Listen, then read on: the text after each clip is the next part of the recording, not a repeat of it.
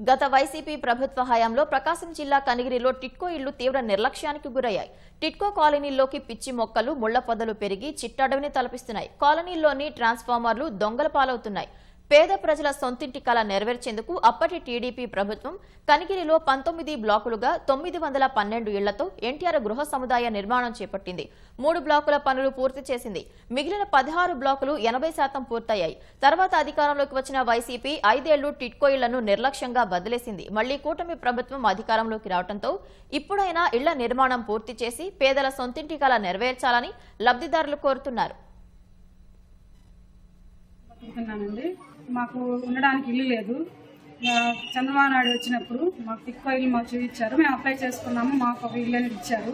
చంద్రబాబు నాయుడు గారు ఉన్నోళ్ళతో సమానంగా మాకు ఇల్లు ఏర్పాటు చేశారు.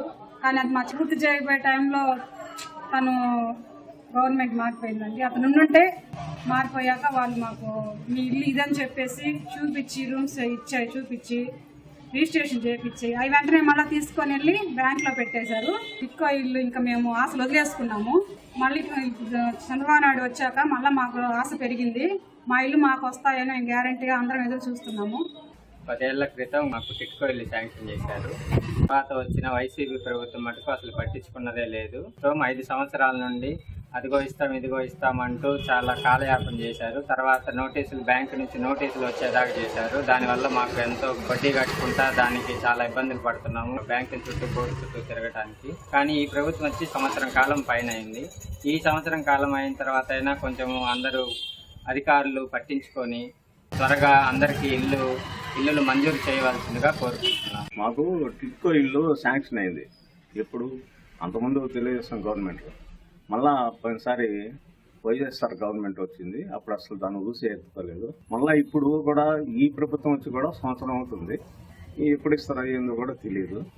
మళ్ళీ మేము బాడీ ఇంట్లో ఉండి 520 ఇంటికి అప్లై చేస్తున్నాము.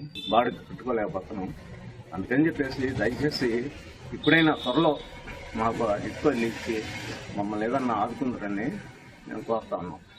గత 5 ఏళ్ల క్రితం చంద్రబాబు నాయుడు గారు ఉన్నప్పుడు మాకు ఉన్న వాళ్ళతో పాటు మాకు కూడా అపార్ట్మెంట్లు అవి కట్టించారు. బాగానే కట్టించారు.